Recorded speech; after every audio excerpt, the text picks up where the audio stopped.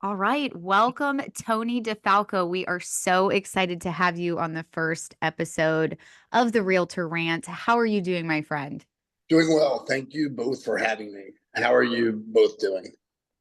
We are doing well. We are doing well. We're just excited to get the Realtor Rant up and running and have you be our first guest. And, we're just going to dive right into it. And Tony, tell us a little bit about yourself. I grew up in Baltimore, Maryland. I moved to South Florida in 1999. And then the middle of 2000, around July of 2000, I ended up getting my real estate license. And I've been a realtor, real estate agent, and broker now for about 17 years in this area. I'm a dad of four. That's first and foremost. And that's who I am. Man, you're a busy guy. A little bit, yeah, no doubt. Yeah, yeah. So you love real estate then? Yeah, absolutely. I mean, after 24 years, it's pretty much second nature. The actual business, putting transactions together, negotiating deals, working with other agents, peers in the business, co-broker, stuff like that. You know, After 24 years, there's not a whole lot new that I see, but you always come across something that you see new, no matter what. Right, right. So where did your real estate journey start? Where were you at when you started So real estate? I was in South Florida in the Boca Raton market, and my uncle had been in the business at that time for about 24 years, the exact amount I've been in now. And he had his own brokerage at the time. And I got my license. I went to work for him, and he had me working with people buying condos, things like that. The only issue was I didn't love the business at that moment. It was a little slow. You got to remember, condos back then were 60 to $70,000. So the commission was $2,000. I was on a 50% commission split. Yikes. That's what it was in the old days. And had a lot of people coming down from up north, very savvy, buying second homes or vacation homes, things like that. And I was a young man in the business at that time. I was 26 years old. So it was hard to crack into the business, to say the least. So I didn't love it at first, and I decided not to do it. So what happened there? I wanted to do something for work, and I was reading ads in the newspaper for jobs and all. And there was a company hiring for agents to actually locate people into rentals. You had to have a real estate license, but it was a 2 to 3 hour tour. The average commission was about $800. You got 50% of that. And it was a much quicker deal. And at that age, I liked that speed of it. And that's pretty much it. I started in rentals. First 6 months did pretty well. Ended up going to work, back to work for my uncle. My uncle said, "Oh, you're doing so well. I can give you a raise. I can pay you 70% now. I'll pay for the advertising the way the other company was." And that's wonderful. Well, it's funny talking about systems. I go back to work for Fred. What I didn't realize that other company had, I knew they had 15 people working in the office. So they would just invite people into the office with no appointment. And then it was called an up system. The next agent would have that person. We were in order. So when I went back to work for Fred, I had to set appointments. As fast as the rentals were, people wouldn't show up for the appointment. So I'd schedule 3 to 4 hours with that person, never show up. I had no one inviting them in the way the other company was. So I had to do the invitation. I had to answer the phone. I had to pitch them into the office, set the appointment, hope they would show up. So my income drastically dropped. I'd say for about 8 or 9 months, I worked with Fred, and it just didn't work. And so I ended up going to work for another rental company.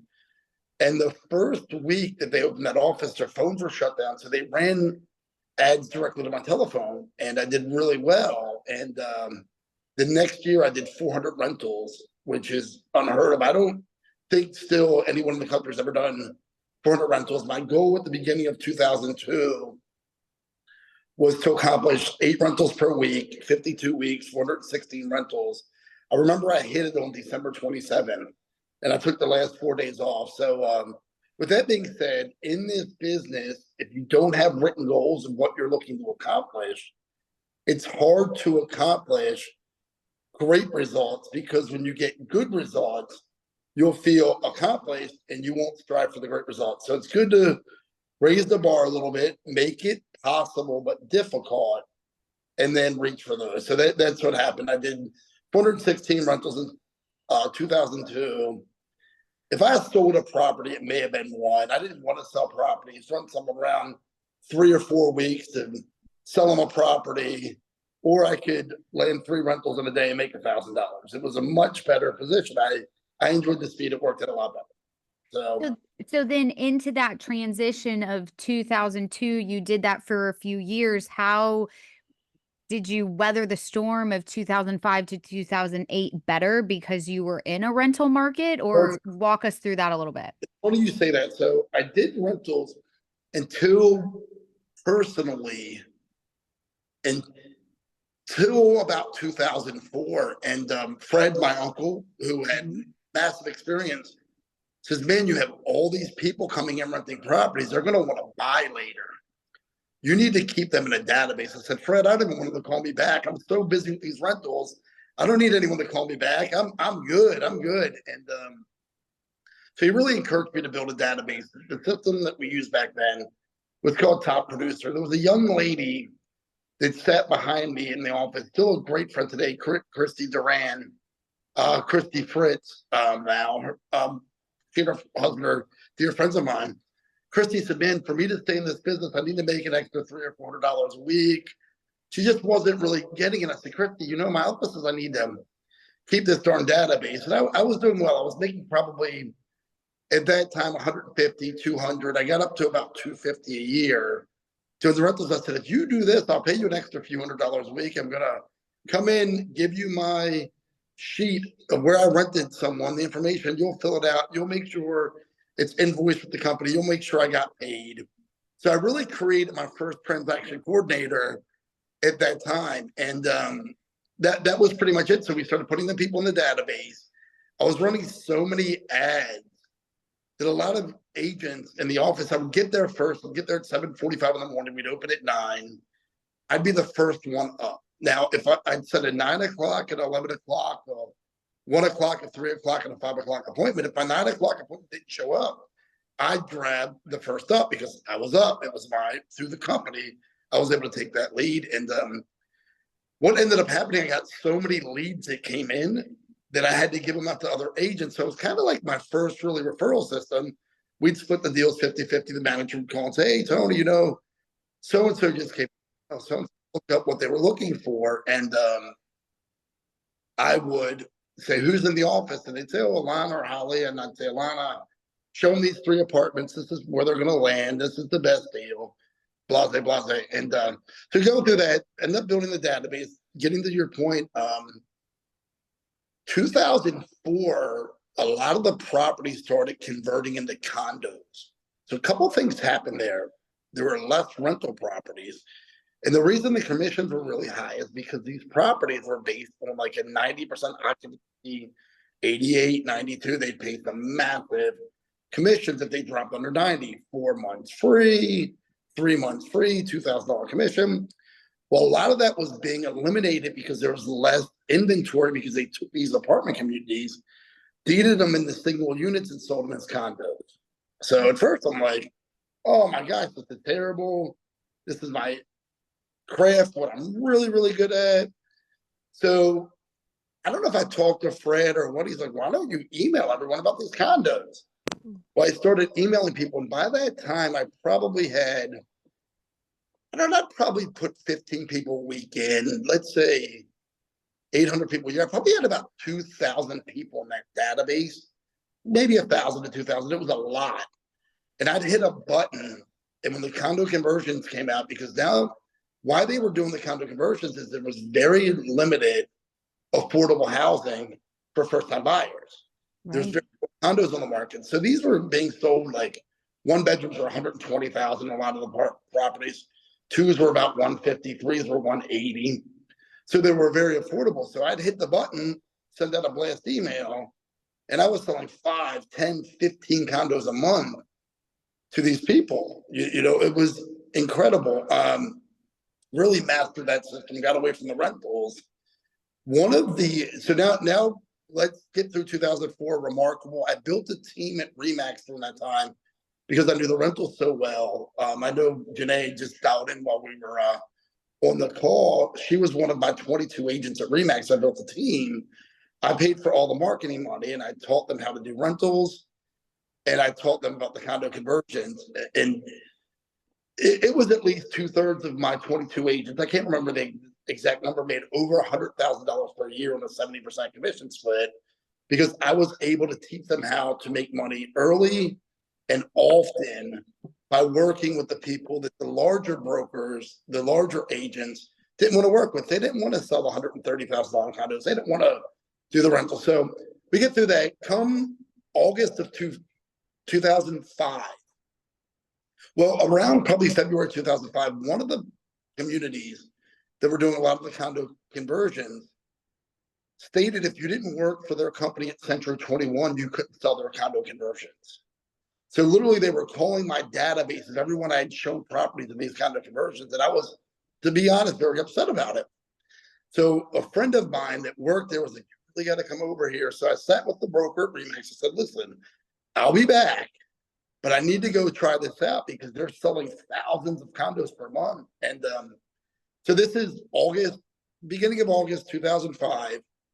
I go in on a Saturday. I get hired at a 50-50 commission split. And at that Remax, I was at a 90% commission split, no fees. And my team, I got paid 90% when I paid them 70%. So I had to override residual income, And I made that hard decision. And Saturday morning, I get hired.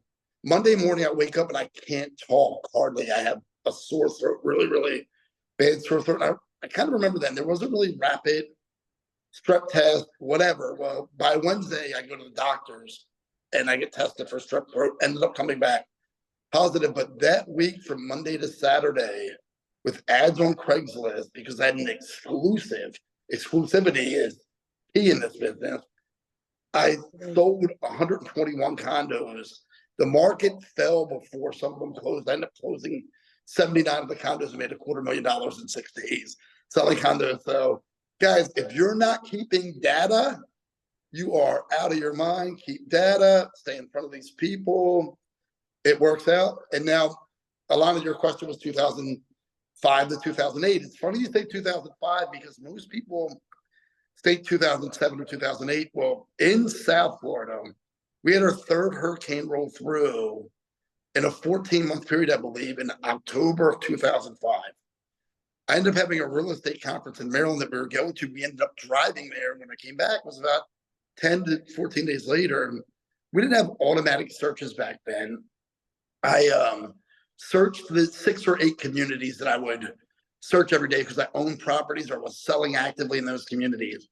And every neighborhood had tripled in listings over a 2-week period. Wow. And holy moly, we are doomed. And a lot of you and Holly both know me. I'm a pretty positive guy most of the time. Well, I was so chicken little the sky has fallen, but none of them feeling it because we had all these closings that were waiting to close, new construction. I had a day I sold 6 houses in one day in 2004. I made almost 100,000. It was like $99,780 that day. We had all these properties closing, so no one really felt it yet. But I knew that the real estate market couldn't take influx. The wall was coming. It was coming, and 06 was my highest income year because of all the new construction and condo conversions closing. But I didn't really do any new business in 06. In 06, I made about just under $750,000 after deductions. It was near $700,000, and I didn't adjust, Alana. That was the first time I didn't adjust. Had a friend about 2 years before tell me that I needed to get into something called BPOs, broker priced opinions, and I'm like, and make $40 to $50 and run around town and your chickens your head cut off. Man, you don't know what you're talking about. My friend Nick in Maryland, he owns a real estate company in Maryland until today. And it was my first meeting I ever met Nick. My friend Todd introduced us. And BPOs got the people that did all the BPOs ended up getting the REOs, real estate owned properties, the bank owned properties. If I would have listened to him and forecasted and executed that time, 2007 to 2011 would have been a great deal different. Instead, I tried to stick with what had worked in the past You and be. didn't pivot.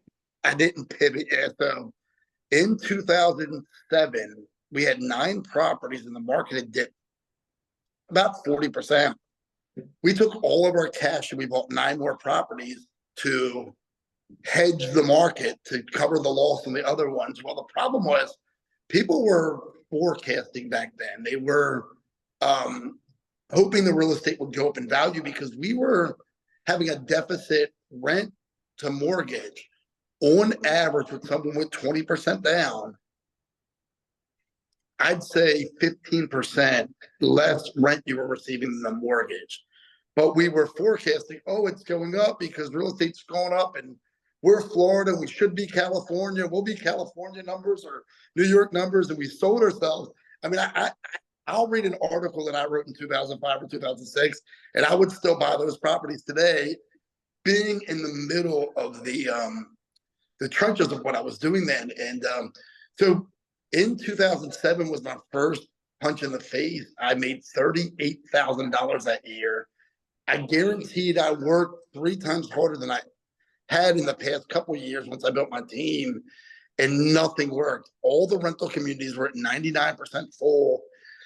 So instead of an average of $800 to $1,000 commission, they were paying a $200 commission if they paid it all. And instead of giving 4 months free, everything was top dollar and there was no specials. And you had to show Bob and Sally 14 apartments until they loved the cabinet. And you made $150. Obviously, that was not an option. Sales were non-existent. You drive down the street where there were signs in the yard, and every second or third property would have a sign in the yard for sale. I mean, it was devastating. We took all of our cash. I remember, could have been 07, early 08. I remember having $2 in my center console, no commissions coming in and no money.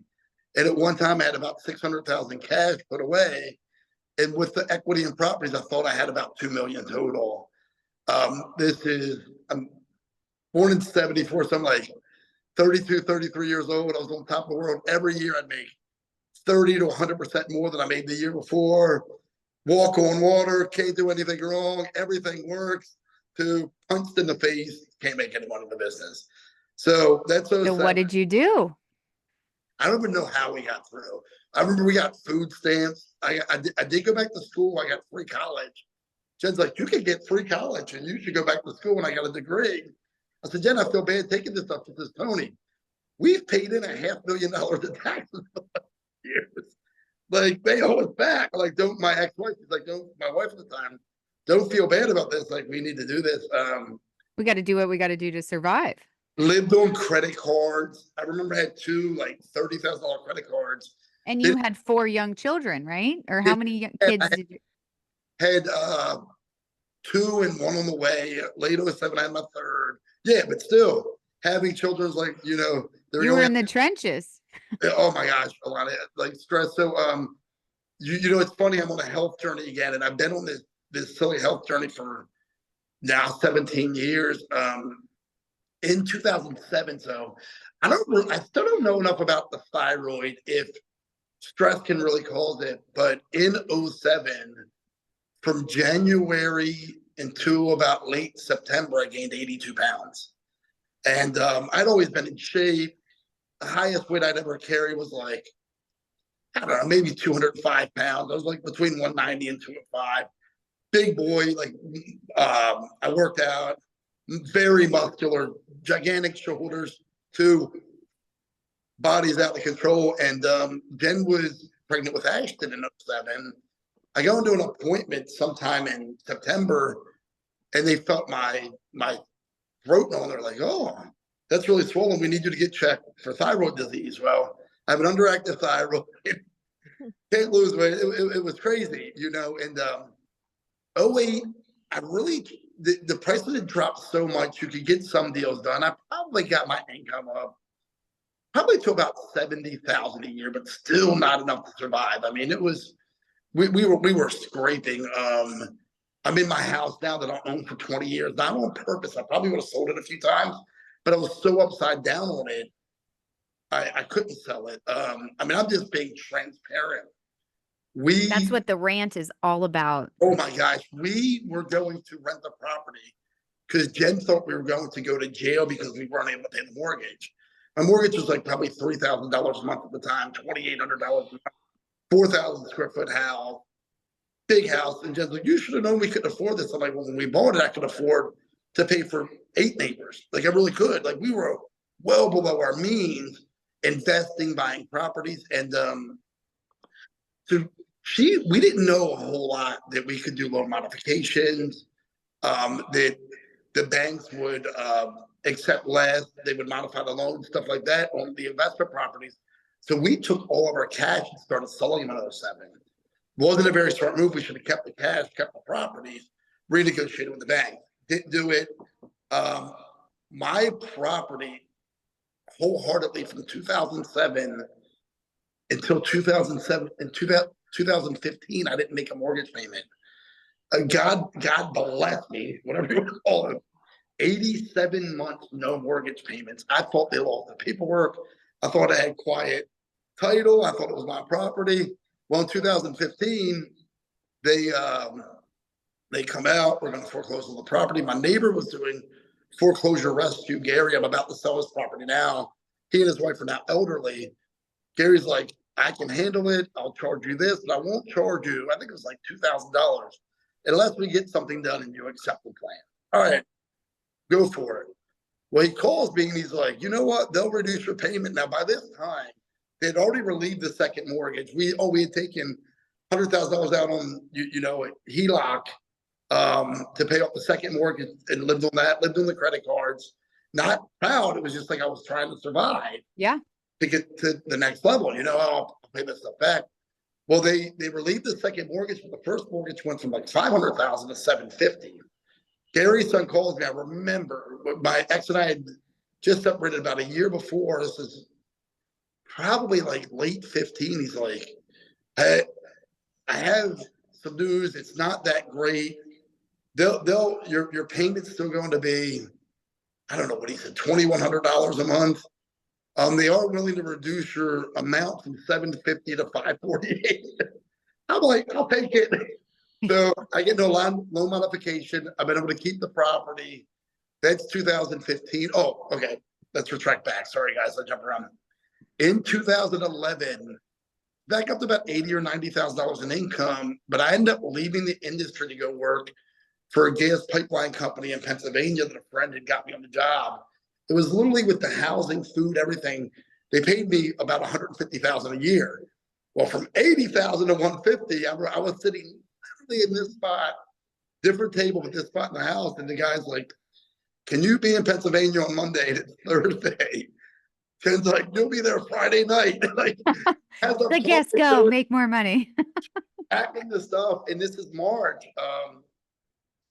The kids had to finish school that year, so she stayed down here for, I don't know, 8 to 10 weeks, let them finish school. And I remember going to Northeast Pennsylvania, Scranton, Pennsylvania. The only good part was like 3 hours from Baltimore, where I'm from, so I could visit family on the weekend, stuff like that. But I go up there, and it's literally the first week of March, and it was absolutely iced down. Like when I was driving up to Scranton, I was like, am I in Siberia? Where the heck? Because I live in South Florida. I think the day I left was probably 65 degrees, 70 degrees. So I get up there, I'm driving on the side of these mountains. It's literally the hills, country. I'm in shorts and flip flops. I became a Florida boy.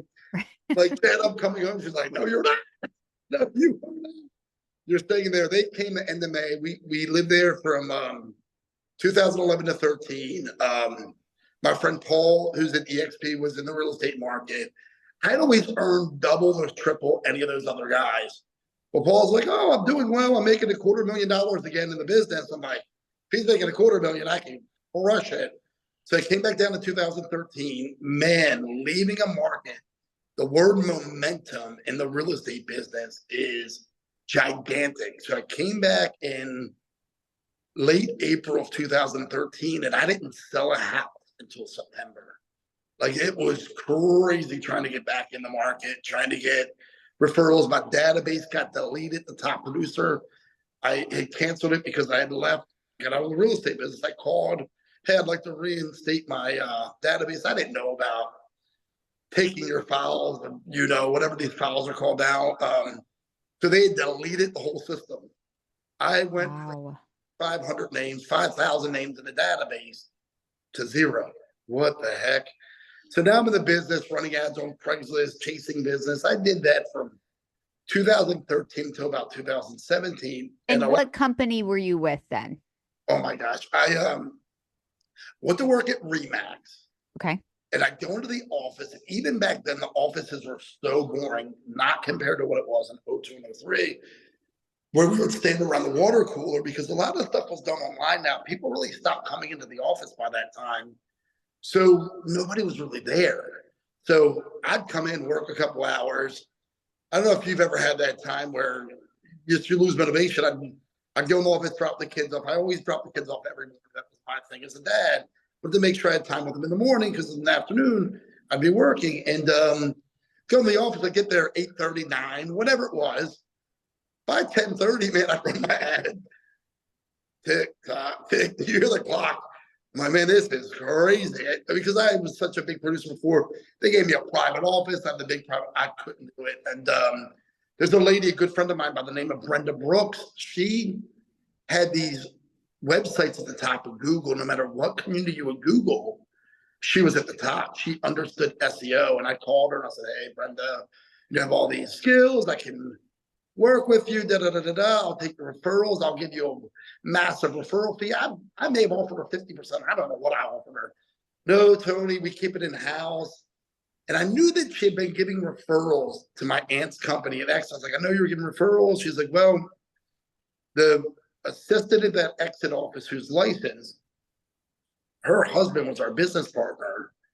He pretty much taught us the system, how to do the SEO. From what I understand, or they were partners.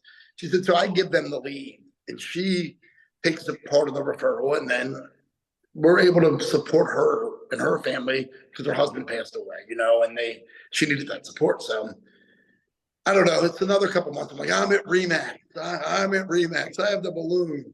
I can't go to work for One Step Ahead Realty.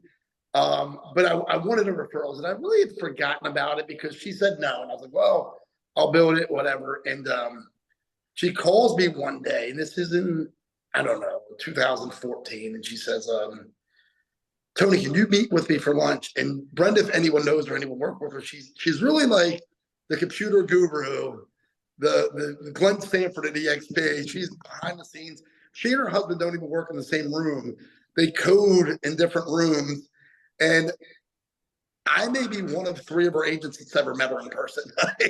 She's like a homebody. And so she called me and met with me. And she says, Tony, so-and-so's mother is very ill, about to go on hospice, and she's going to go move to North Carolina and take care of her father and be there for the last days of her mom's life. And I have these, I think it was 49 websites at the top of Google between Boca and Parkland.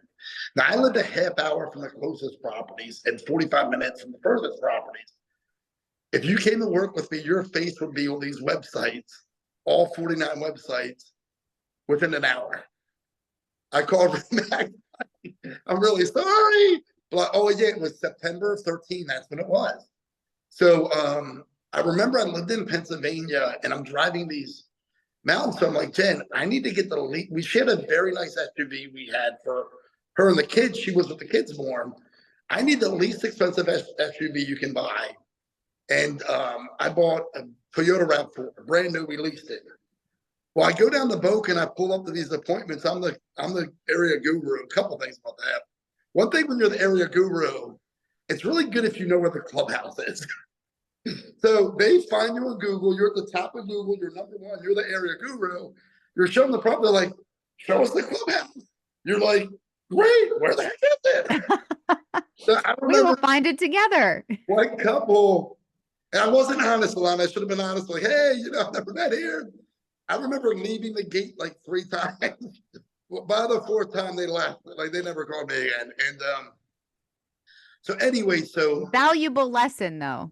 yeah, no doubt, yo. So 100%. So by September, I started signing deals. I didn't close any until December, but I had like 11 closings that December. I'm like, oh, Wow. internet leads are incredible.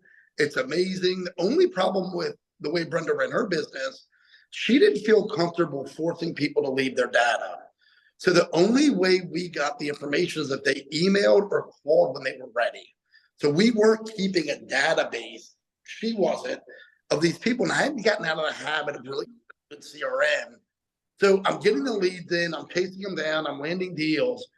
But I met with this company called Boca Executive years later to interview with them. They had the same system, the same SEO system. They ended up selling their company for like over $20 million, $20 to $30 million, a local Boca Raton office with 100 agents, because they kept the data and then they kept on hitting the people.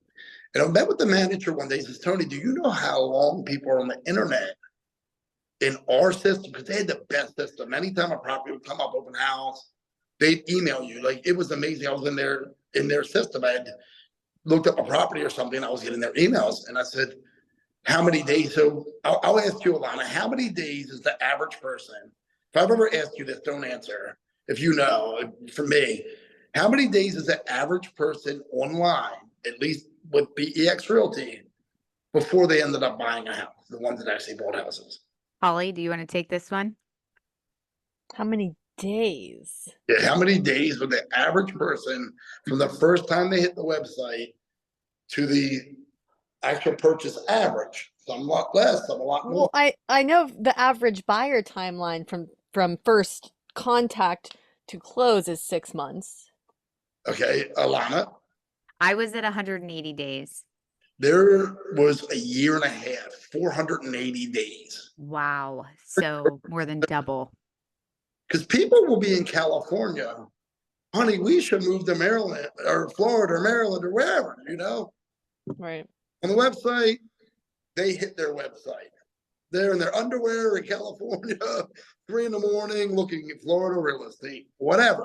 So that hit me at that moment. I had people like, you made moves in your real estate career. Darn right I did. Holly, do you want to know why I made moves? Why? I was trying to feed my kids. Like literally, I was trying to figure out a system that could feed the kids. But when their manager told me that it was a year and a half online, I had been chasing internet leads by this time. Now, this is 2017. Like, it was crazy how much I chased internet leads today business. I need a buyer today. And at that moment, I'm like, you know what? I need to go back and figure out the people that I've worked with and start building my database again. Well, I did. Got to back up to thousands of names, because a lot of people, when you send searches or in the MLS, I had thousands and thousands of names. I called. I apologize. I hadn't been in contact. And so great. I got maybe it's 1,000, 1,500, 2,000 names in this database. Now I'm emailing them out. And I don't know about you guys, but emails do the new snail mail. Even in 2017, it's the new snail mail. We run through, and Alana and I were literally just talking this morning. We delete them. We delete our email. You know. I even delete Alana's. I Apparently, both of you do. well, if it doesn't say it's Alana, it's some other. I'm deleting. I'm going to hide subject line, do not delete moving No doubt. forward for you two. I'm watching you, Holly. You're interviewed by Alana and Holly or something like that. That's what you should put in there. Emailing So out. Tony, I want to, if I may, I want to go back to something you described the situation that you were in with your house being underwater, and you've got, lien here, a lien there, HELOC. I mean, side note, I don't think people underneath a certain age really appreciate, no disrespect, but I don't think they understand or appreciate the gravity of what it was like back then. I mean, you were actually blessed to have made it through. That was extremely stressful. You went through divorce, financial strain, your the head of a household and your income drops, there's a major ego hit. And for Yeah, a man, yeah, huge. yeah. And men in particular, I think, I mean, they were dropping like flies. Some of them were losing their minds. You know Okay. that I mean, it's it was bad. There were really bad stories all around and tragic stories. So it's amazing that you got through, and that says a lot about you. But what I want to tie that into is, and I'm not saying I am not one of the doom and gloomers. Um, but having experienced that, fast forward to today, a lot has changed as far as the banking structure and the rules around lending. So there's a lot more protective measures there to insulate us from a crash. But I don't know about you guys, but I am working on a short sale right now that has been horrific, extremely complex, yeah. multiple liens, etc. I mean, it's just been a nightmare. And I know a lot of people are over leveraged on their homes. This is so I mean, do you guys think going forward, what do you think is on the horizon? Because I think we'll see a lot more short sales. What do you guys think? Alana, would you like to answer that as well? Because I'll answer it also. I want you to go first, Tony. Yeah, no doubt. That's fine. So, I'm going to say this. I'm not sure how many short sales there are going to be because, at least down here in South Florida, most people bought their properties pretty well. I would say it's going to be the people that maybe bought in 23 and 24. They would be the Right. ones. I know a lot of real estate agents, a lot of real estate agents that jumped into the Airbnb market. We all, the three of us know someone that made millions selling these Airbnbs, and the income was so great on these Airbnbs that people were paying over appraised value. They were paying over the market value, and a lot of people were getting hard money loans to buy these things. And I think you're going to see a lot of those people have a lot of problems. I don't know about your area, but I was searching Airbnb 3 or 4 months ago on Airbnb, and I see a lot of red lines discounted from, felt like I'm on Hotwire, $200 to 125 now. And I have a family member. He told me on his multiple properties, I think it's 3 properties in the Carolinas. Don't quote me exactly. He had something like 4 vacancy nights in the month of July last year. And this July, he had like 15 total nights rented in the month of July on the 3 properties. So I think you're going to see a lot of those people hurting in the business, in my opinion. I think you're going to see more of these properties coming back on the market and going to families. I think that's going to alleviate some of our stress on inventory. But I don't think we'll see the foreclosures and the short sales as much. But I will tell you, in my professional opinion, I think this is a harder market to sell in right now than it was in 2007. And the reason being is because there aren't that many buyers. So it's supply and demand. But we don't have a whole lot of supply because a lot of sellers are enjoying a 2.5%, 3.5% interest rate. So for them to sell their property and buy a like property, they're going to pay 30 or 40% more on a monthly basis to move to the house next door, the exact same house, because of the interest rate. So they're sitting with these houses. So we have a lack of inventory.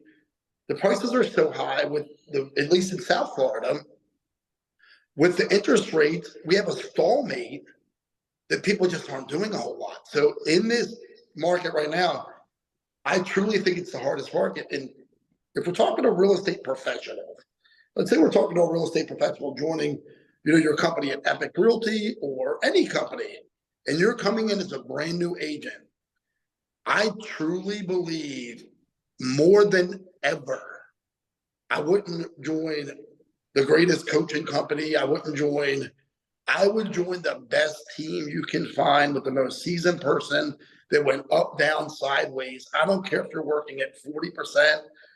Come in there as a intern, low paid intern per commission for at least 2 years right now, because of the way this is with the commission payouts, having to ask for a commission, it's going to take tremendous skills and tremendous confidence And it's impossible for you to have that at the beginning. You're just not going to have it. Not one of the three of us on this call, or no one at the beginning walked in, unless you were in a huge sales position, were that confident at the beginning in real estate to be able to navigate this market. I would discourage most people getting in this market right now as a new licensee. So as a new licensee, I would join teams. I think the only problem is with buyers, commission sellers so far, I'm saying, because the market we're in, sellers are still paying. But if that ever changes, then it's going to be hard for people to build teams, because who's going to pay the buyer's agents? But so it's real challenging now. I'm literally stepping back. I've been doing this 24 years. I had a blessed year last year. I accomplished selling, I think it was 19 million. I double-ended 8 million. Those are the most I've ever double-ended. So I already noticed on high-end listings, people already started calling the listing agent. I never really seen that as much as I did last year. And this year, my production is peanuts compared to that. I'm building GPS Closings, my title company. So anyone in the state of Florida, please reach out to me. I'd coach, develop, mentor you, pay for, calls. I'm really building my title company, but I'm watching the market every day and saying, what is this like? How are people surviving? Who's doing the most business? And I think being aware right now is great. So I always used to train and still train. It's like 80-20 minimum, up to 60-40, 60 to 80% working in your business every day, prospecting, and 20 to 40% you need to work on your business. How did I get through all these years of this? I decided in 2016, when I was gifted half of an Exit Realty office, which was one of the biggest mistakes in my life, because I was gifted half of the debt to build the office. Didn't really forecast that one, I was single at the time. If I was married, I probably would have had someone forecast it for me, which sometimes we need in life. But I sat with the owner, inventor of Exit Realty, still one of the smartest people I've ever sat in a room with. And the first day he coached us, he literally broke us down to build us back up. He took us to our inner child. It was the craziest training I ever went. His name is Steve Morris. And Steve's like, you got to become a master of your craft. And I wrote there, I was like, what Doug Gallion told me at Rent Free Realty, 16 years ago, be a master of your craft. Our words, our knowledge of the industry is what we need to know. So at that moment, I was like, I'm going to study 2 hours a day. And I probably have lacked over the last year of really doing it. I should get back to it. But for at least 5 or 6 years, I studied 2 hours a day, the #1 real estate salespeople. And let's get into what you really need for business. And Holly, Alana runs this business because I know Alana's business personally. We've been business partners. Guys, in 2017, when I learned the 483-day number, I realized I had to get into personal relationships and stop being passive with my marketing. I took my blast email. I did my 833 types, the Keller Williams system. Guys, we don't even open our emails anymore. Pick up the darn phone. Alana, how have you been? It's a birthday party for one of your customers, Alana. What do you do? I'm calling, I'm texting, I send a box of goodies with a card. We celebrate and we love, love, love on our clients. That's the best way. That's my bread and butter, is just building lasting relationships. You celebrate the anniversaries, you celebrate the birthdays, the kids' birthdays, you stay in touch, you throw a kick-ass client appreciation party every year. Sorry, I said ass. So cold call all day long or have kick-ass parties? What's more fun? I mean, my answer. Kick-ass parties. What's been more profitable for you? Kick-ass parties. Right. And then we'll get into learning. Now, guys, there's 101 ways to skin this cat.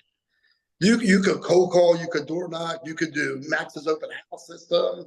There's 101 ways. But we didn't get in this business not to like what we do. That's what I believe. So, Amen. Holly, as long as I've known you, you all will probably be, Tony, you're so positive. And Alana is a business partner now. So Alana, sometimes when I'm not positive, I'll call her and be like, I'm not positive for this reason. But why is it that I'm mostly positive? I like what I do. I don't do anything I don't like to do. Don't do Well, what you don't like to do. Do what you like to do and find a way to make money in it at the highest level. Does right. it make sense? Yeah, yeah. Or it's all the drugs, Tony. You know. Don't count those out. And the edible marijuana. I'm trying to lose weight now, but I can't weight now, so I got to cut that out. But no, Now we're Tony, explicit. Now I've got to hit the explicit button on our I didn't podcast. say illegal. what So you Tony, like to do and do it over and over again. If you do it with 4,000 people, you're never get. It's like going on a lot of first dates. That was wonderful. Going on another first date. Hopefully, I get married tonight. No.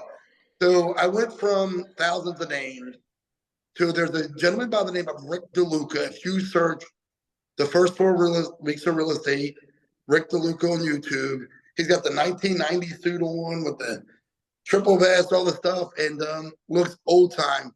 But Rick talked about shooting at the bullseye, not the target, and having your bullseye. And my bullseye was about 170 names.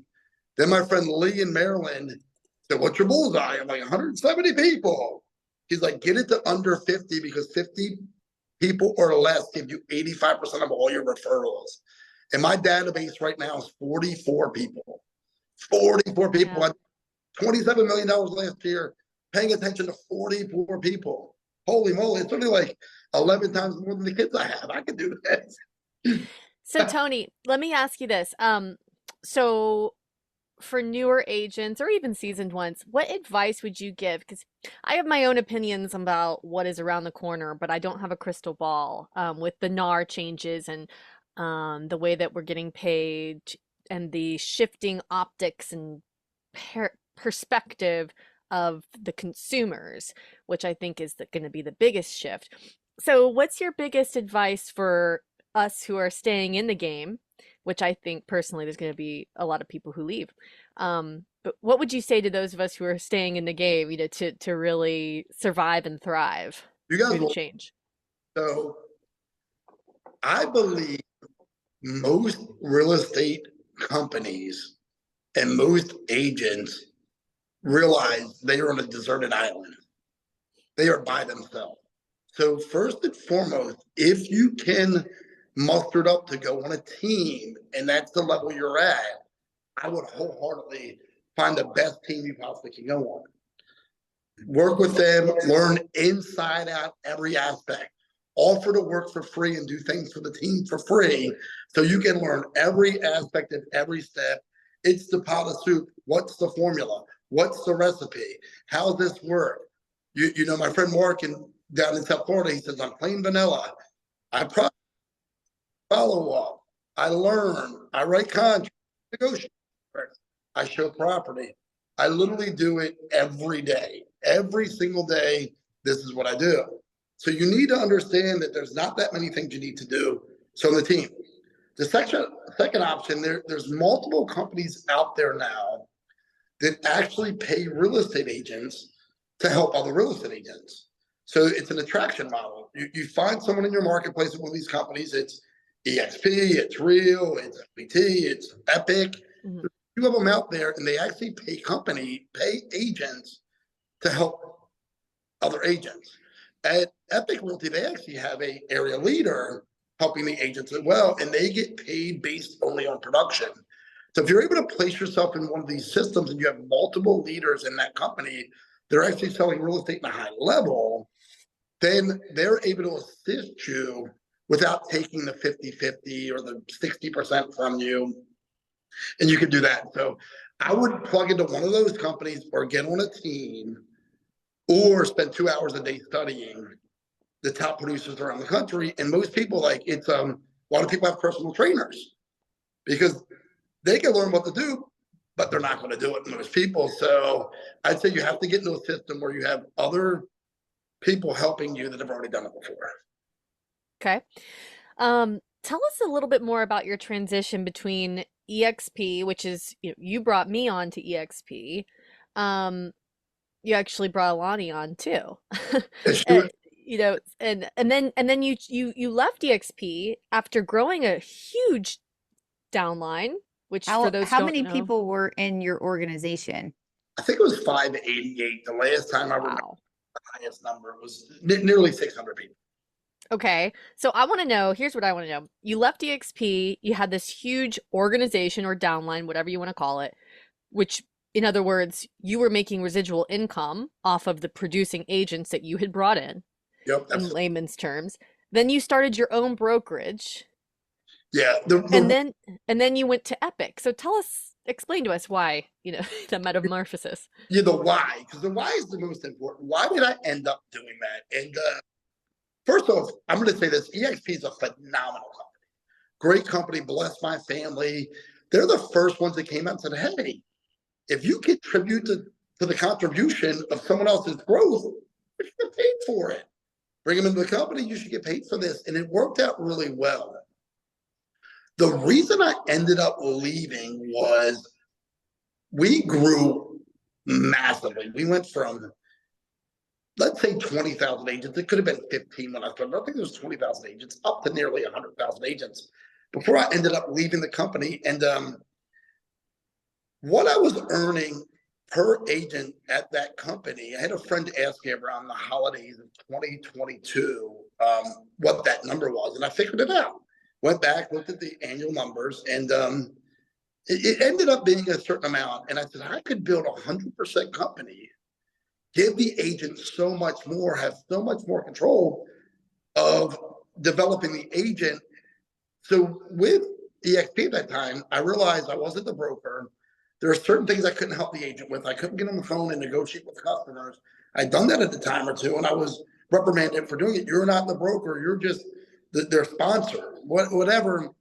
I decided to make that move, and I left in March of 2023, and it was a good move. It seemed like I grew that to about 80 agents in a few months. At the beginning, we were building systems, which was tremendously hard. We never even mastered it. To build your own real estate company out is awful. And my goal was to build it around the country. I was going to sell regions out to other real estate agents. I was going to give them the region, and they would have a certain split. I was going to build my title company through it, possibly a mortgage company in the future through it. And come November, I ended up breaking my ankle in 3 places, and I couldn't walk for 5.5 months. From November of last year until pretty much the beginning of April this year. I was in Las Vegas with Alana late April, and I got a boot on, and I go out there, and my foot swelled up pretty big, like 3 times the size, trying to, go to this conference with Epique Realty. And You still crushed it. thank you. But yeah, it was trying. And we ended up getting in the presidential suite. That was Presidential suite status. It was epic. Save some money compared to what the marketing we're going to do. So be specific on the marketing you're going to do and try to save money while doing it. But we'll talk about that on my next interview when you guys bring me back, if you ever do. So come December, we have to do 1099. Jonathan, my business partner, I made Jonathan office manager, and Jonathan's phenomenal with marketing and development of agents and everything else, but he was not a business manager, and I'm not at all. I pride myself. I had my laptop sitting next to me. I've opened twice in the last month. I hadn't opened one in about 4 years. I prided myself telling people, I'm doing $27 million of business building a title company. I don't even own a laptop. I don't even own a computer.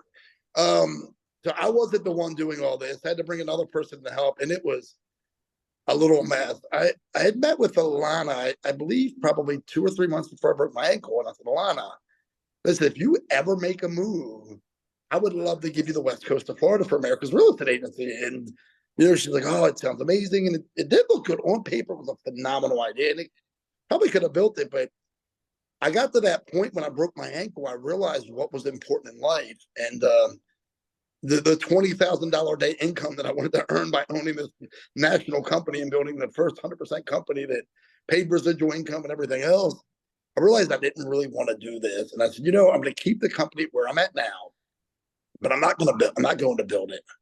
Keep it where it is. And come February, we have a friend Alethea online. I saw that she had made a move to Epique, and I think she may have been part of our GPS group at EXP, but I wasn't sure. And then my uncle had brought it up to me that morning and said, "Oh yeah, there's all these companies coming out. There'll be more. Have you seen this Epique company?" I was like, "Oh no, I haven't seen it." Went in one ear out the other.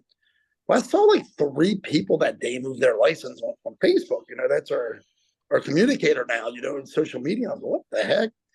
So I went to. I'm a little. Jen used to call me an inside private eye. I went a little detective mode. I was like, "Who liked Alethea's post that I know?" Because people that like it may be going there also, because I understand the recruiting game.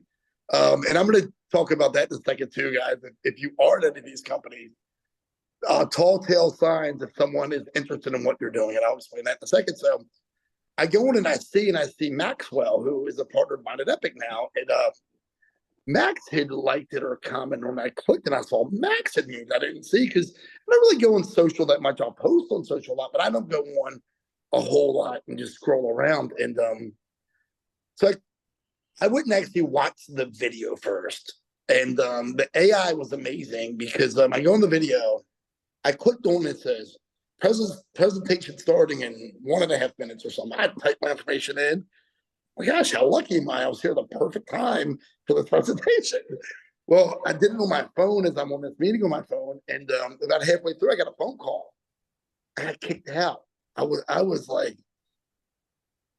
taken already. I was like, what the heck is this? This is amazing. And so, oh my gosh, I'm going to have to wait another week. I go back on, meeting starting in 4 minutes. Dude, he's probably got to start every 15 minutes. Crazy part was, he's like, ask questions in the meeting. We will answer the questions. He had AI answering questions. I'm like, wow, what the? Now I'm sitting over here. By this time, with 79 agents, I'm losing about $3,500 a month in my business, but my title company was flourishing. So I'll take the loss to earn on the title, knowing about 200 agents I'll break even. I was going to build it, 10,000, 20,000 agents around the country at 100% model, make a great income from it. So I look at it and say, man, if I didn't own a real estate company, I really would look at this. So I sent it to Jonathan and Marcel, the other young man that was helping us at the back office. I said, guys, what do you think of this? And so anyway, a couple weeks go by. I need to go down for another surgery, and Jonathan drives me, and or a doctor's appointment or something. And Jonathan takes me, because I had my second surgery in January. It's been a doctor's appointment. I said, Jonathan, I said, how has your real estate year been? Because he's my back office. He said, Tony, like I've sold literally barely anything, because I took on the leadership role of building this company. I said, oh my gosh, Jonathan, I literally went broke in 2020, because when I first went to EXP, I stopped selling houses to build this big team, and the money came in slowly. You can't do this. I said, what do you think of that video I sent you? He said, man, I wish we didn't own an office, and I wish we were there. So I'm like, well, you're going there. We're going to move you over there, and I'll end up going for the year. So made this decision. I was going to send my son to the company, whatnot. It just didn't feel right. And I ended up telling Chantel, my transaction coordinator, pretty much assistant at the time. I said, send my resignation in. I'm going to call the agents and let them know that I'm going to make a move. And it was a hard phone call. I had support from every one of them. They knew I broke my ankle. I hadn't walked. I still wasn't walking.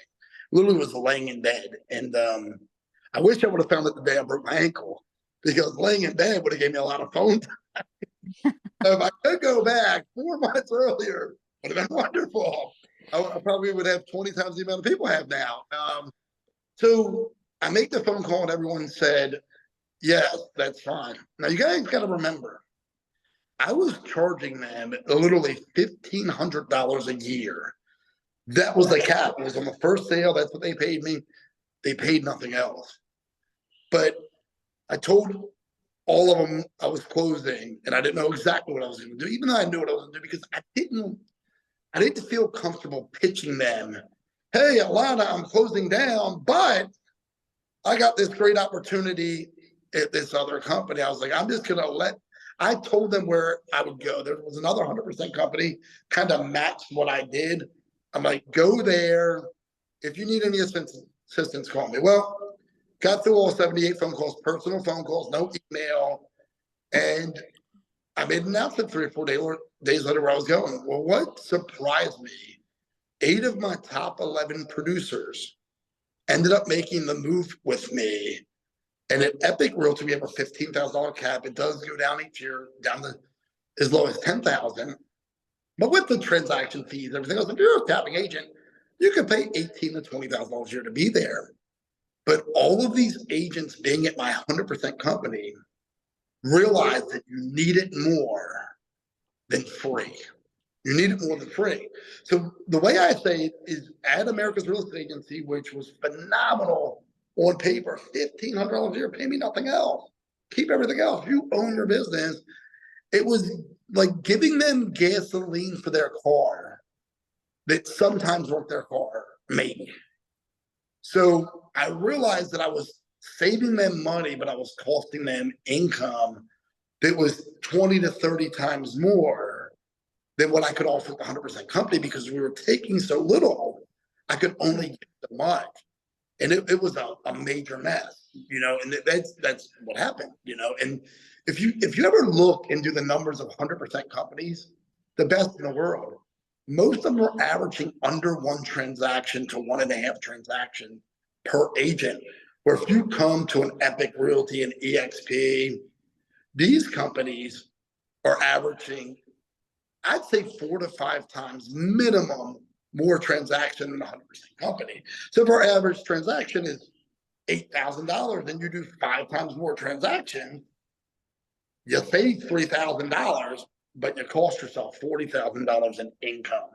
Right. So I made that move. I've been at Epique Realty since I made the decision sometime in late February.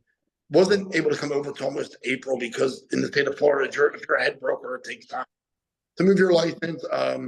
We've grown the team to almost, I think it's 80 real estate agents right now, with a lot of agents out there. And I'm building that now. I'm able now to assist the real estate agent, but I'm not the accounting department. I'm not the only coach. I'm not the marketing department. I'm not the person that has to tell them how to write a contract. I have 5 partners that are in these companies. They call them your upline. They're your partners. It's a multi-level marketing company, but in real estate, guys, I'm going to tell you, it's the most tremendous model there possibly is, because in most real estate offices, the big brands and the mom and pops, you may have one person, maybe 2, the owner and the office manager, that has any care if you're producing. And most of them, the way they fix this, they don't even really care if you produce. Most companies, not saying they don't care, I don't want to say that, but they're not solely vested in you, because what a lot of them do is just hire 200 more people next year, lose 100, hire 200 more, lose another 100. So they just look for the masses, and then some people will produce. And I'm not saying they don't have great training, but they're not vested in your business. When you join one of these companies, 5 levels, 7 levels, you have these multiple people that earn a couple dollars when you sell a house. Mm-hmm. Holly is one of my people in this company. Alana is my upline. Alana sponsored my team into this real estate company. When I sell a house, Alana makes 10% of the company dollar. She gets paid a couple dollars, 100, 200, 1,000, up to $1,500 a year if I have a $15,000 cap to earn money. So she has an extra stream of income coming in. So if I have a question on how to really work a successful database, which Alana's amazing at, Alana is not only going to answer my question, but be rewarded when I actually execute and make money with that system. Right. Phenomenal, right? Mm-hmm. And what these companies were able to do, they were able to eliminate a lot of middle management, which was they were able to eliminate costs, take that money and put it in the marketing, AI, billboards, leads, health coverage, pet coverage. Like, it's incredible what they took that middle management money, invested it in, gave us a better product to sell real estate, sell real estate at a higher level, and then a few people make a couple dollars when you sell real estate for inviting you to the opportunity. So when I went back, that's what made me look at Epique again and say, hey, this is incredible. And why Epique? Why Epique over EXP? Why Epique over Real? Great company over, you know, other companies, LPT. Well, when I came to Epique, they had 800 real estate agents. I saw EXP grow from the same thing, and 7 years later, they had 100,000 agents. I'm like, you know what? Early adopter, stock at 52 cents a share, buy it at a discount because you can buy stock in these companies. You own part of the company. This is really agent-centric company. You own the company. They give you the tools to sell more real estate. So I wholeheartedly could put my name on that system and bring an agent into the system. And that's why I came to Epique. EXP, great company. Just with EXP, they're at 100,000 agents, 90,000 agents, wherever they are. If they doubled their size, they'd be the largest real estate company in the world by 50,000 agents. So they've already had their growth pattern. So Epique, I feel like, has phenomenal tools, if not much better tools. And it's very early that we can actually grow this. And the early adopters make a good residual income, retirement. I know Alana said if 44 cents a share, being able to buy 10% of her income, if she has a $10,000 commission, she's able to buy 1,000 shares of stock. She's got 2,500 shares. We've talked numbers, and a lot of, what we've talked about is, EXP right now split. So it's really like $20 a share, 20 some dollars a share. If this stock gets to $10 a share, you're making 25 to 1 on your money. You have $1 million nest egg laying around. Yeah. And companies that do not have stock, you don't have that opportunity. So that's pretty much it. One of the things that I like, because I didn't have any big complaints about EXP. I liked EXP, and I had only ever been with EXP, so I didn't have a lot to compare. But one of the things I think Epique is smart, and we all know they're going through growing pains just like any startup stage. But one thing that I like about their model is that they're fixing the geographical hiccup with EXP. They're trying to set it up so that no man is an island. Yeah. And, and that was an issue with EXP where, you don't have those area leaders that are kind of being almost like your local cheerleader. And I think that's smart to make sure no one feels isolated, which can easily happen with a remote job of any sort. But I wanted to ask you, do you have any hot tips or secrets to agent attraction or recruiting? Like for someone like me, Tony, who, I'm out here in North Georgia. I can't do it all, right? But what's the most important thing, or what's like the first step maybe to starting to kind of go down the recruitment side? So things. It's a great question. I always like this question, these questions. How's business? Holly, how's business? I'm interviewing you. It's slow. It's slow. So obviously it could be better. Now let's go back to 2021. Holly, how's business? Well, that was my first year, and it was my best year. Right? So it's good, right? You'd say it's good. Yeah. How's business? It's good. Could it be better? Yeah. Always can be better. 99% of the time you're going to get that. If they say it couldn't be better, I say one of two things. I'll say, wonderful.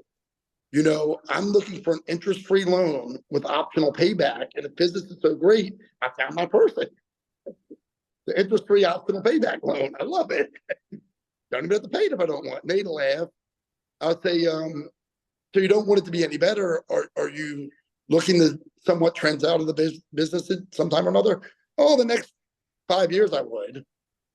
Well, wonderful. Do you have anyone that you've ever partnered on deals with that you would feel comfortable partnering on deals after retirement so you make money after retirement? No, I've never had anyone like that. I know we're at two different companies, but why don't we sit down and get to know each other? Maybe we can co-list some things. You can see how I work. And then as you transition, I can take over your database and give you a referral fee on every transaction forever from that database. That's really smart. And I actually have a buddy in Orlando I had coffee with recently. He's doing great as a realtor. He told me he's using that. There was a high producing agent who was elderly, and she phased out, and he's made a deal with her that she still refers him. She refers him every deal that because she had this massive database, Yep. and he works every deal, and he pays her 50% forever and ever. I would also ask that person. Let's say it's that person, the elderly. Or you say elderly like me or older? I'm just. I got some drinks up here. So, Holly, that same person, I would ask him then, is there a lot of information you have that could be very useful for the next generation? And if you retire and take it to your grave, it will become useless. Would you ever want to share that information with the next generation and help them grow? And if you did, would it be awesome if you could earn a residual income after retirement by helping others? Would that ever interest you? Heck yeah. Like they've been in whatever their flag is they're flying, they love that flag, but they don't have that opportunity there. So there's the opportunity there. So one of the things I'm going to say, the best interviewers are the best recruiters. You know, so next, let's say, yes, it could be better. Now, Alana, I'm going to ask you, Alana, how's business? You say great. Could it be better? I'm going to say, what would make it better, Alana? So tell me what, Alana, right now, what would make your business better? Is she there? Yes, I'm here. I was just thinking I would say that more camaraderie, better tools, some better systems. Perfect.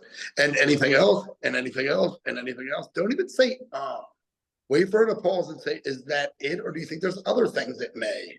And then they're going to tell you this list of things. And then what I would say, if there was a system that could provide that, would you execute at a higher level with probability? Probably. Would you execute at a higher level? Sure.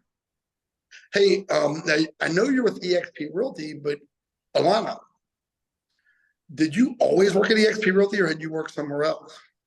No, I've been to a couple brokerages. So when you left the previous broker before EXP, what made you make that move? I felt at every brokerage I have been at, I have plateaued. I've met my ceiling at that brokerage and I need more in order to grow. Okay, awesome. So when you left, and I wouldn't say, okay, awesome, because that sounds kind of the way so I mean, seriously, I love correcting myself as I go. I would say, so you hit your ceiling. Do you feel like you're at that point now where you may be hitting your ceiling in your brokerage? I do. And as a solo agent at a cloud-based brokerage, it feels lonely at times. And that's where I feel right now. I've plateaued with where I think I can go with the company, and it's a lonely place. There's no camaraderie. There's not a place to meet up and get together with agents. Sure. And so that's where I'm just exploring my options. Boom. So now she went right into exploring options. So Alana, I tell you what, I would love to sit down with you and have coffee, tea, some lunch, and get to know each other. Worst case scenario, we'll leave there knowing what the competition's doing.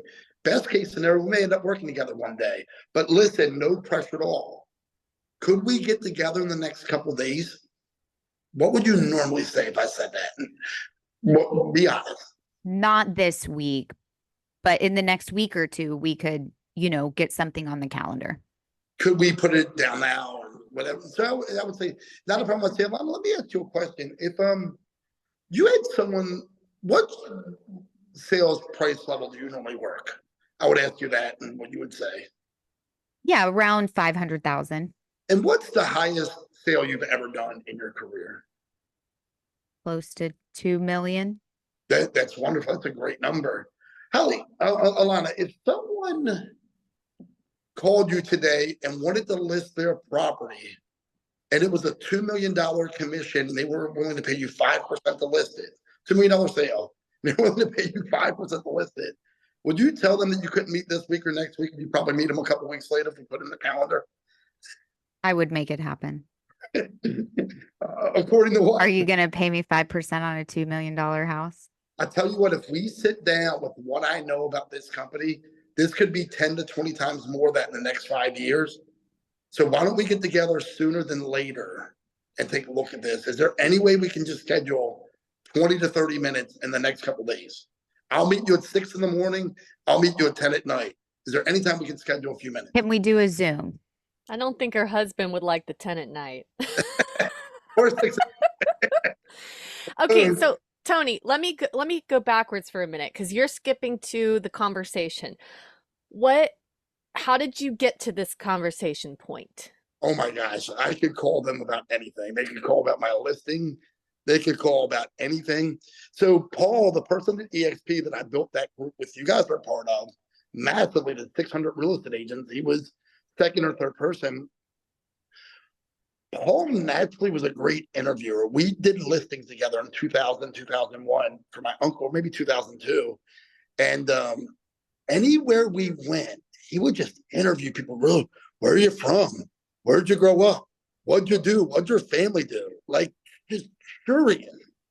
And when I got into doing this, he happened to be one of the people that I brought in. I was like, man, you have to be curious. And I did build 67 agents in 100 days at Exit Realty when I first opened that office single-handedly. I don't think there's any recruits from any of the agents. I pretty much built those. And I was like, you have to interview people. So I truly believe this. Even if you're not in a company where you can earn residual income by attracting other agents to the company, I believe if you want to sell more real estate, the answers lay in your local marketplace and even national marketplace, real estate marketplace, in that arena with people that are selling out there. So I think it's phenomenal for you. If you want, let's say you say, oh, I'm making $100,000 a year and I want to make $200,000 a year in the next 2 years.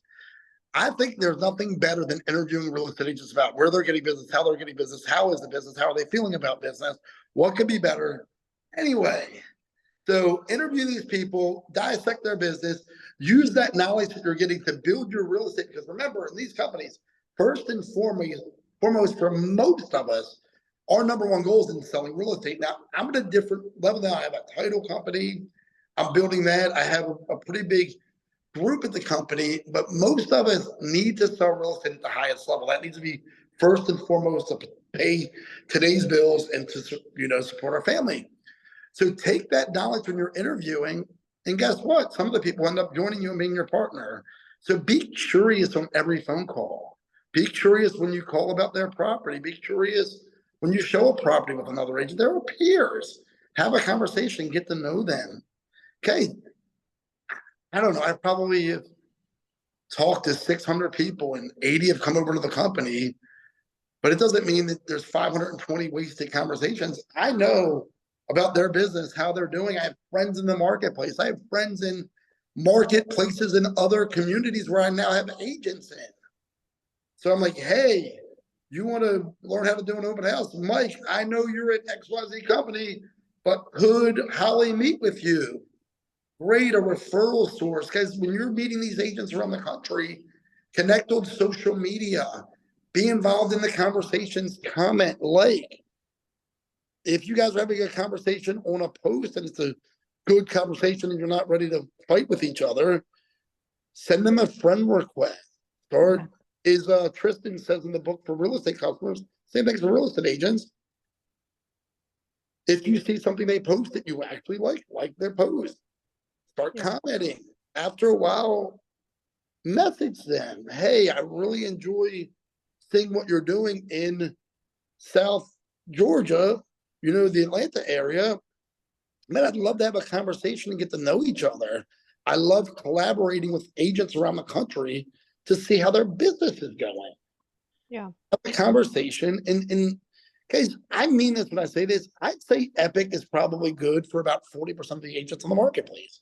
It's not 100%. It's not. Mhm. So I don't try to bring company agents to the company that it doesn't work for. Like, we all have someone that was your sponsor at EXP. Her team sold literally what was it? A couple thousand homes. Yeah, Billions yeah, a Billions, billion dollars in business. I met her when she did in 14 one year. hours, and we looked at her business. I said, "You can take this nationwide." I had a hand in building that business. She did the work, but those agents on that team don't come back. They're team. At that time, they're making two, three, $400,000 on a pennies, 40, 30, 50%, whenever she was paying them.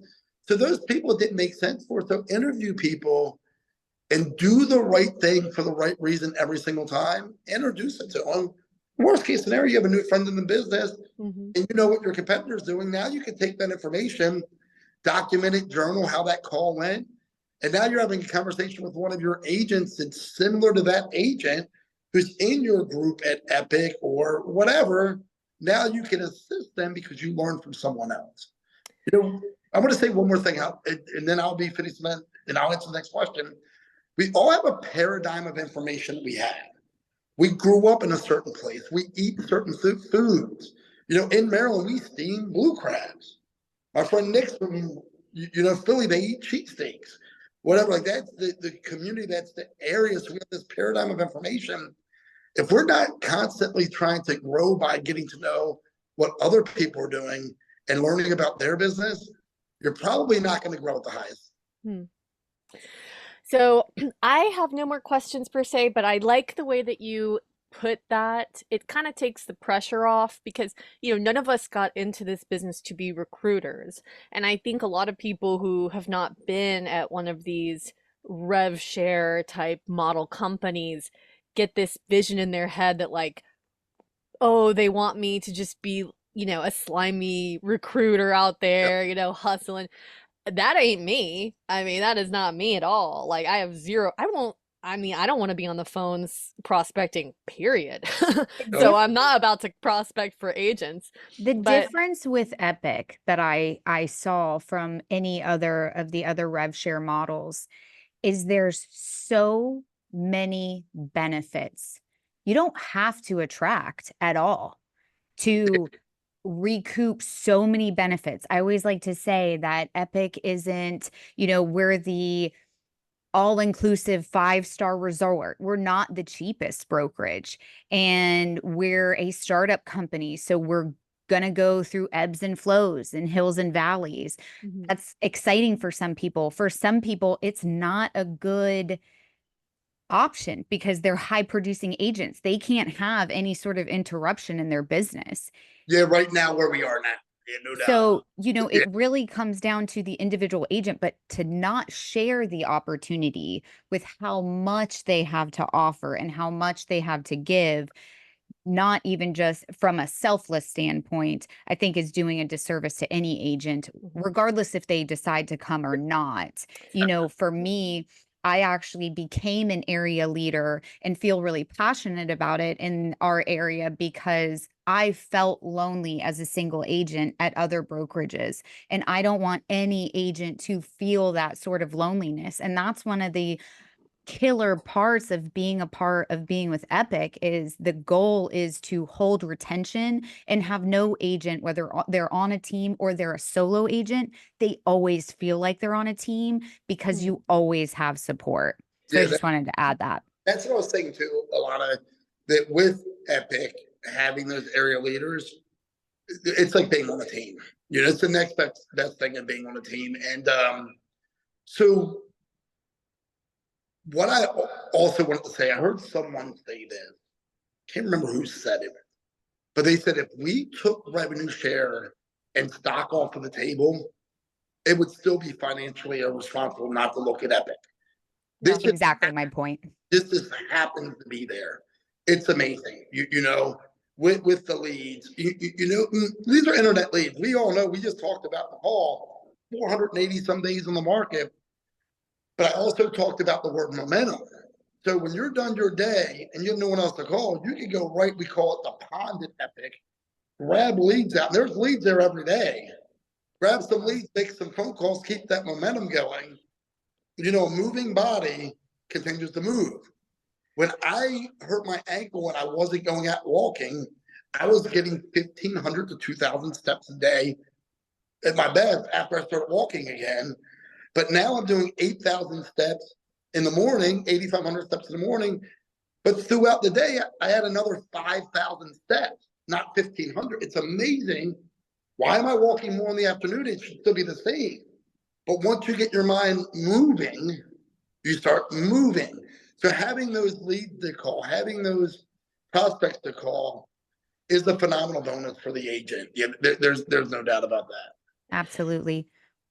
Well, I just want to say, so what I like about your approach to just having this posture of an interviewer, which I've never really framed it like that in my brain because I've always been like that. Even as a kid, I've always asked people a lot of questions, strangers, you know, having deep conversations with strangers on planes. You know, that's like who I am. Yep. So I don't know why I wasn't like that takes a lot of the pressure off to think of it in terms of like, hey, you know, you are my colleague. How, you know, how are things on your side of the aisle? Like, what's going on over there? You know, you happy or like, yeah, and just kind of starting that friendly conversation. Not a kind of a gotcha. It's just it's a camaraderie and to get to know people and to it's like market research, right? And never focus on the results. Fall in love with the process, not the results. You know, interview people. It doesn't. So it's funny because both of you, I actually was, I guess, the person that was put on the phone for both of you. Holly, you put me on the phone with Alana, and I was put on the phone, I think, with you by, I think Cher put us on the phone together, if I'm not mistaken. Yeah. For Avery, you know, No, and yeah. Mm-hmm. let me ask you this, knowing me, if you wouldn't have came to EXP, do you think I'd still would have been as friendly with you as I am now? And was I Totally. just as friendly with you when I left EXP than I am now? So it doesn't, guys, just go out and make friends, do the right thing for the right reason, serve the community. We get compensation for contribution to real estate agents.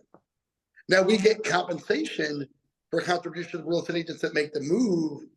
But the more agents that we contribute to in the marketplace, the more agents will be sent over to us. I'll tell you one of my number one referral sources for agents for when I was at EXP or America's Real Estate Agency or Sid or Epique now are from agents who never came to the company that referred other agents to me and said, hey, Tony, meet so-and-so.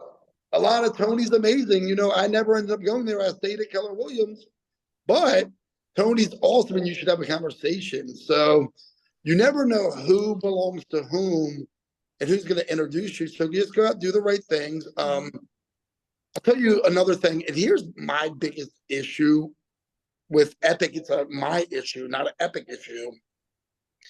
Is I'm not in production as much. I utilize my transaction coordinator too much. And I'm not diving into the Epique systems the way that I need to be. And if I can give any agent at Epique Realty or any company that you're looking to recruit agents at, know your systems inside out, know the benefits inside out, where you're able to share those benefits, but don't share all the benefits. Just interview well, find holes in their business or needs in their business. It could be for retirement. It could be they need to sell more houses or they need more hours back. Yeah. Introduce them to what this company does.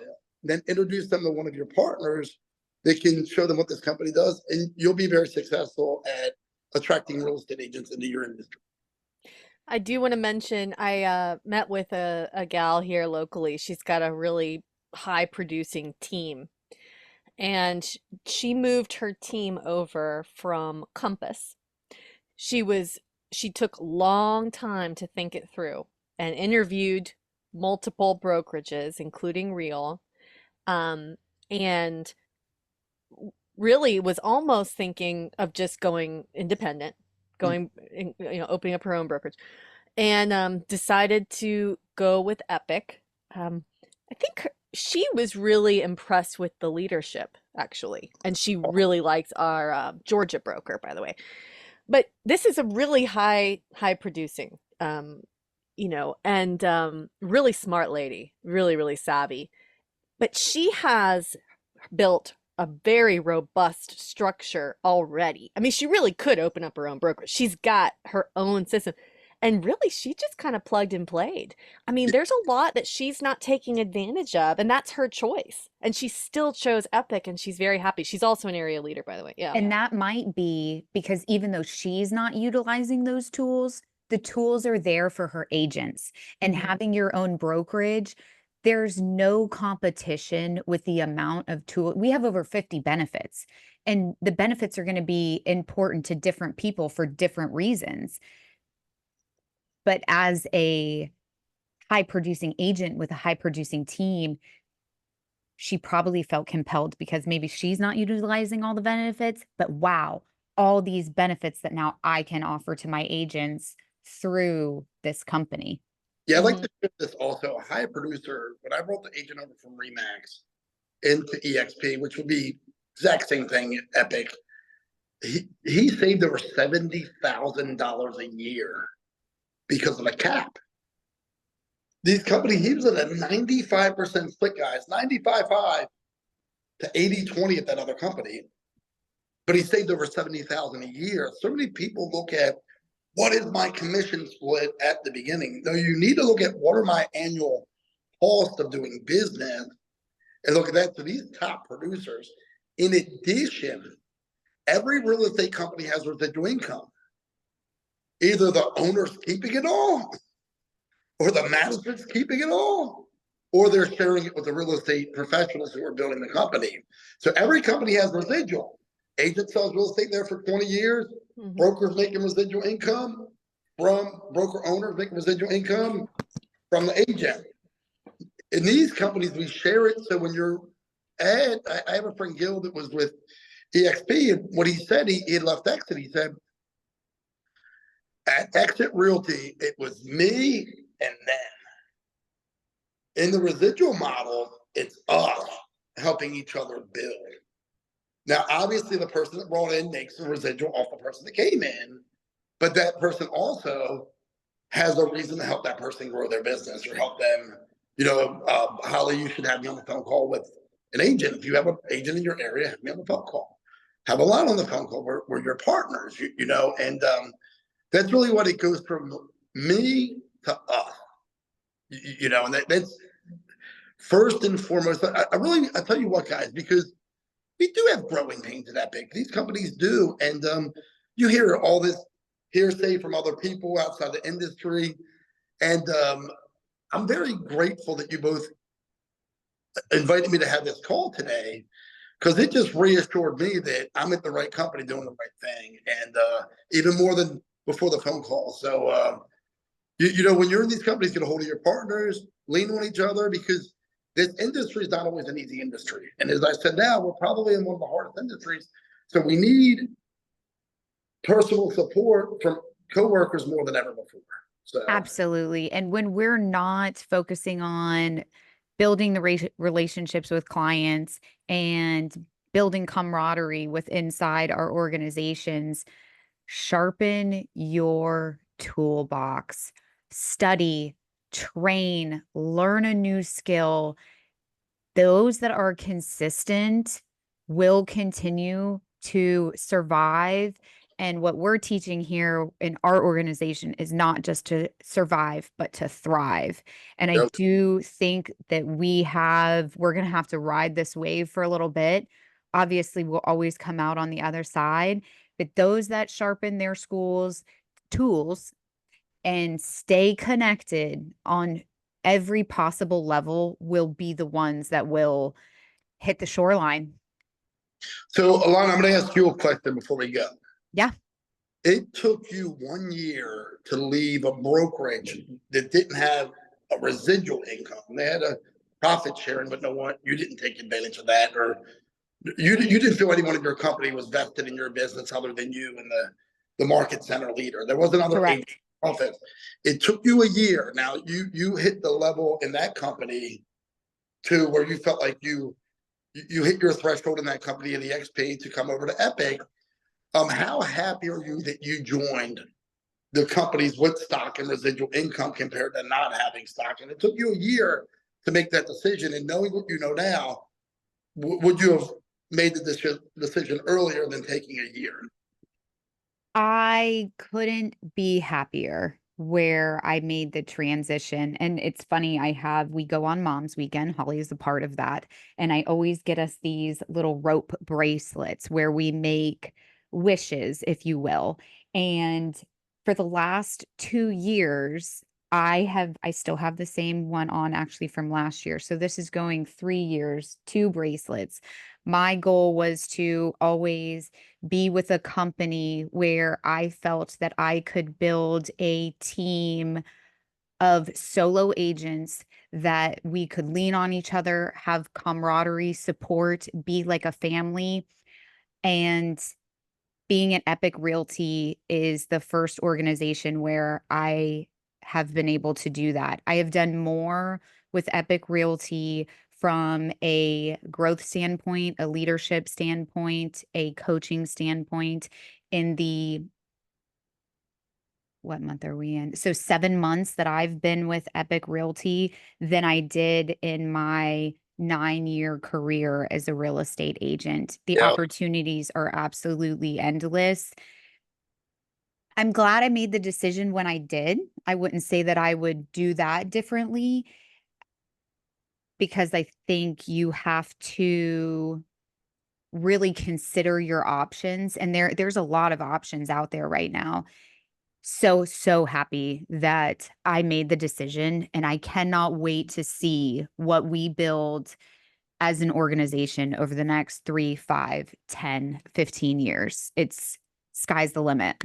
I want to share something with the listeners. So, it's funny. We attract or we recruit or whatever you want to call it, the way we were recruited. Generally, that's what it is. The way we were brought into companies and this, I guess, a specialized spectrum of the real estate business. So I want people to know they're safe by contacting you and Holly, or my friends contacting me, and people I know contacting me. Alana, it took you a year to make the move. Did you? Now, you may have been pressured by your best friend. You could have been pressured by her. I don't know that little pit bull up there in Georgia, what she did to you. But did you ever at any time feel pressured by me? Or what's the word I'm looking to use? I don't know, manipulated or anything like that, or over that year? Because we talked, we probably talked 15 or 20 times over that year. Mainly it was for referrals, because I had a lot of people come into your side of the state of Florida. But did you ever feel like any pressure when you called and we had the initial conversation and you weren't ready? As Gene says at EXP, when the gates were closed, did I ever force them open or make you feel No, never. or nothing like that, right? So, because I want you to know, if you have any interest in Epique Realty, feel free to reach out to Holly and Alana. We do not pressure. We do not jam it down your throat. We're not like that. It's not the way we do it. So don't feel like you can't call us in any conversation that we have with any particular agent is always confidential. So reach out. It's financially irresponsible if you don't at least take a look. So. Yeah. So Tony, just as we wrap up here, one question I want to ask that I think we're going to start incorporating in with our guests, and then I want you to be able to tell people how they can get a hold of you, contact you, reach out to you directly. So question, what is your number one real estate motivational coach that you would encourage the listeners to lean into? Well, there's two. Okay. Rick DeLuca is very easy to watch because you don't really have to watch all of his videos. Watch the first 4 weeks of real estate with Rick DeLuca on YouTube. It's like Okay. You need to read the real estate mastermind book. Give me 1 second, guys. Hold on 1 second. He's gonna go get the book. I'm going to get the book. I told you.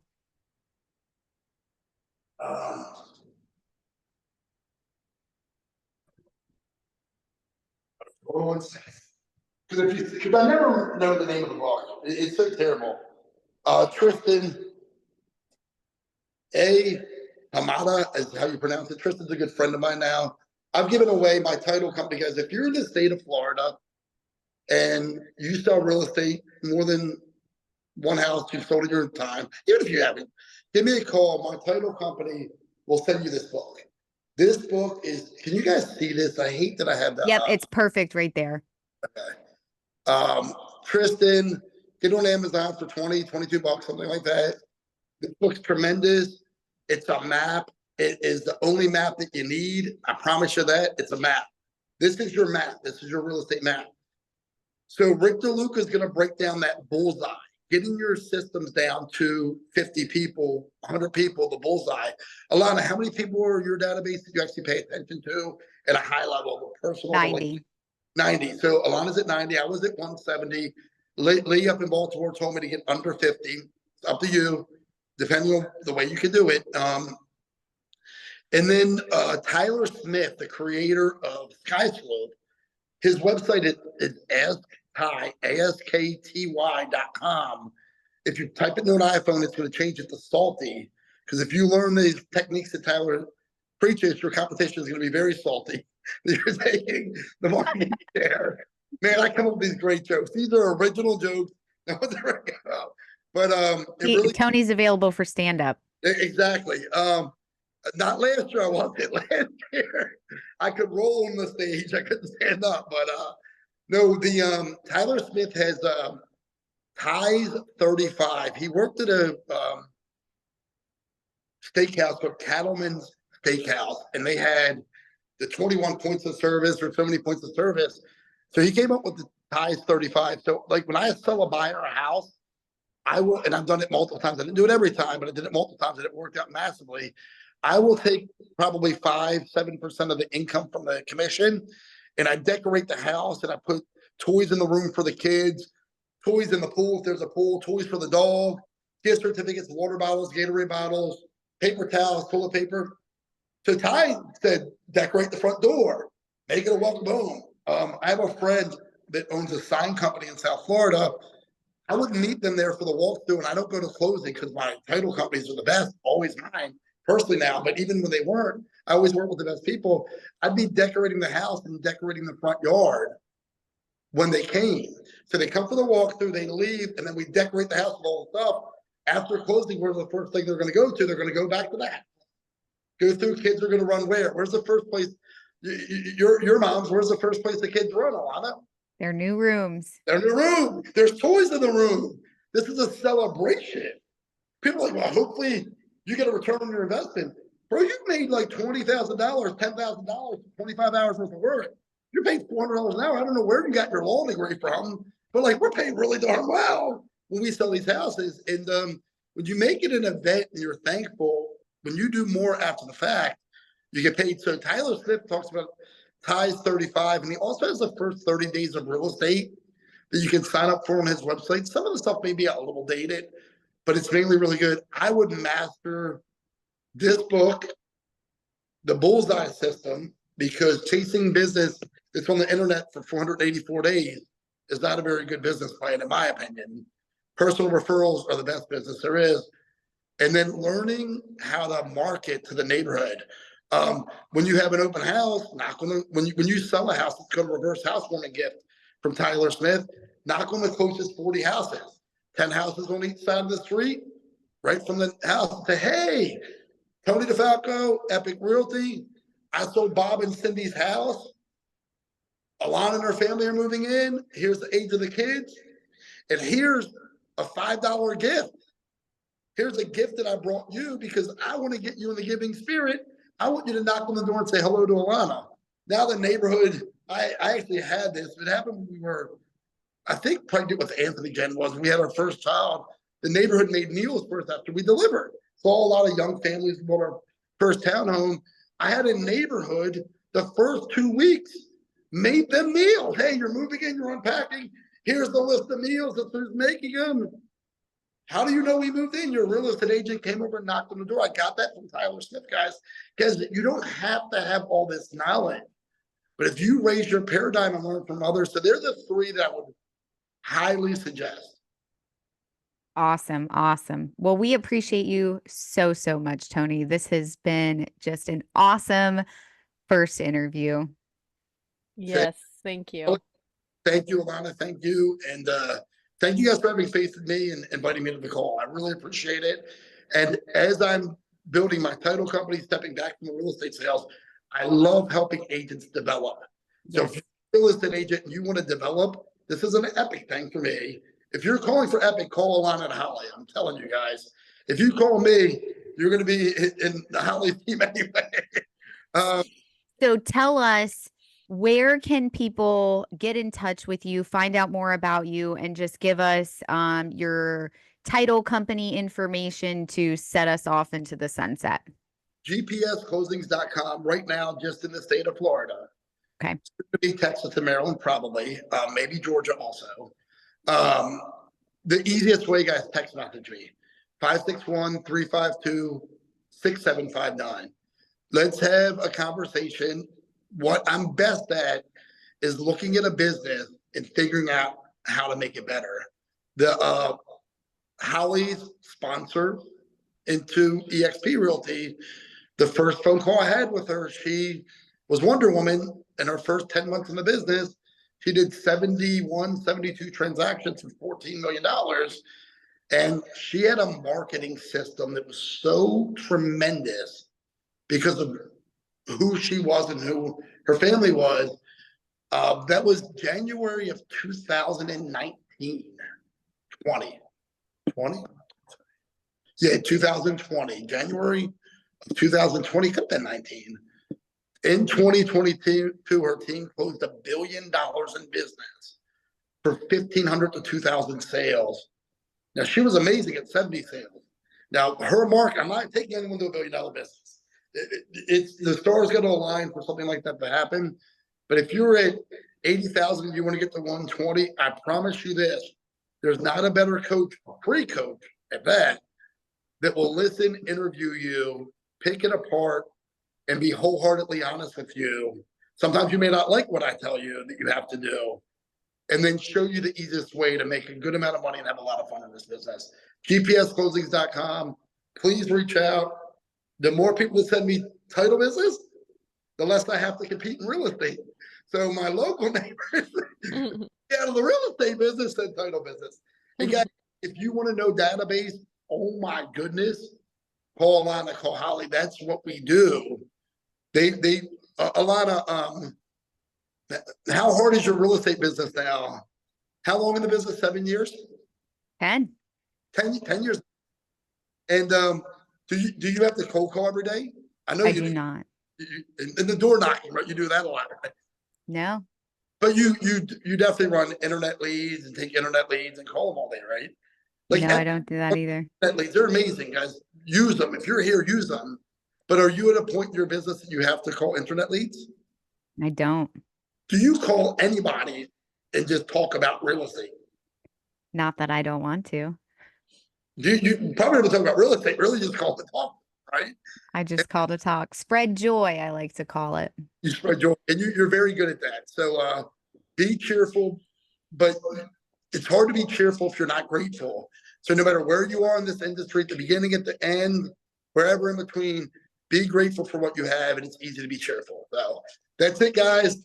All right. Thank you so much. This is the final part of the episode 5 of the Realtor Rant. I'm your host, Alana O'Hanlon, with Holly Barrett. And thank you so much, Tony Defalco. Thank you, ladies.